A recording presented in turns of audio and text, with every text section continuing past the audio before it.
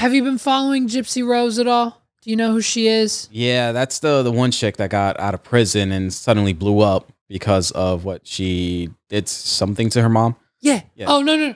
Not something. Just murder. Yeah. Straight up murder. So, yeah. So Gypsy, she just got out of jail. Yeah. She was convicted for aiding and abetting. She didn't actually commit the murder. Her boyfriend at the time was the one. Mm-hmm. Now, why he committed said murder, she told him to. Okay, that's why she went to jail. Yeah. Now, mom, on the other hand, mom was a bit of a bitch. She was like, Munchausen syndrome. She told Gypsy she was sick. Some white people do, right? You don't hear much about it in the culture community. It's just a lot of white people do this shit. They tell their daughters they're sick. They need medicine. You need a wheelchair. You can't walk. None of this stuff is true. Mm-hmm. But the only reason she does it is for attention. Make-A-Wish Foundation. I think they got their house remodeled. Yeah. Like a whole, like every reality show, like my daughter, Make-A-Wish, come help me, give me money, GoFundMe. And so naturally with all that doctors, the medicine, the wheelchair, like it makes her even sicker. Yeah. Like she's a human, perfectly healthy girl. Gypsy is, she's healthy, she's good. But her mom telling her she's sick makes it even worse. Yeah. And so 19, realizes it. Holy shit. What's my way out? Let me run away. That didn't work. She called the cops. That didn't work because the cops just convinced her. It convinced them that like, oh, she's a teenager. She's got this suffering. Look at all these medical records. Look at all these. This is the proof. So they couldn't do anything. And like, honestly, her only way out, and after we think about it, you know, you might have different opinions, but I think the majority of white people assume that this was it. And this was the only way out. And I know that for a fact because she wouldn't be famous. She wouldn't be popular. She wouldn't be viral on TikTok. She wouldn't have millions of Instagram followers if she didn't have the backing of white people.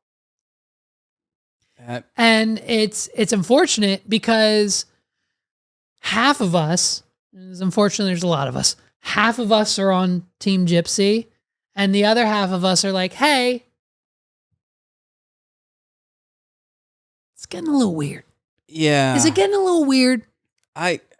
Me personally, I find this whole situation weird. I understand. She was convicted of murder. And she got out super early.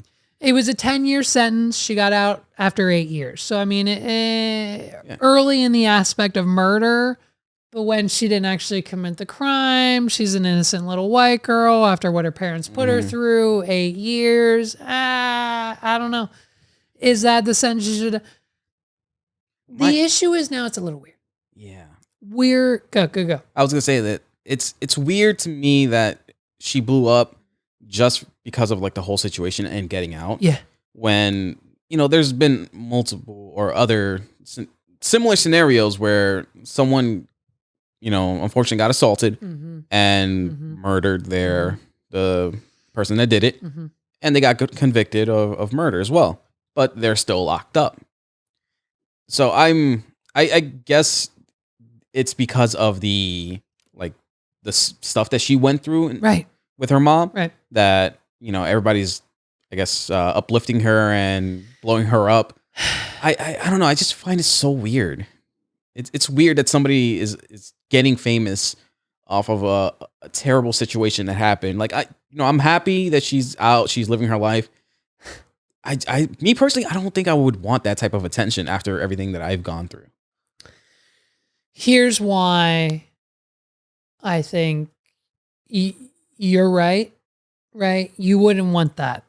Yeah. If that was your situation, you'd probably just want to be like, let me take a breath.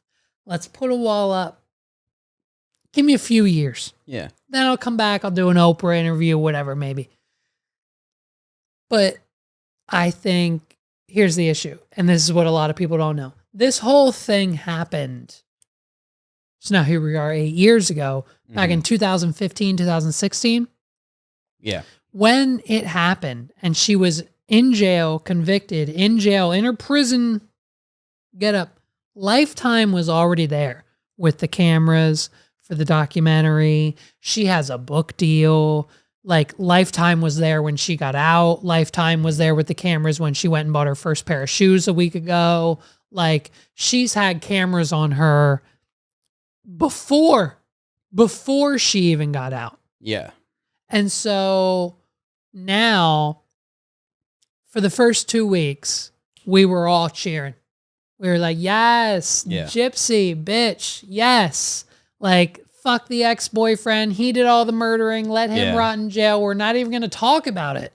You're happy now. You have your new husband, which is another weird thing, by the way. Yeah, that is so weird. They met in prison, and like basically he won the lottery in the sense of like, she says in the interviews and all the videos, like, oh, I had like 250 people from different countries writing me letters saying they love me and all this stuff. But Ryan, you know, Ryan was from my hometown, and I just thought we'd have so much to connect on and get in common with and be in touch with. And so, and then like, cool.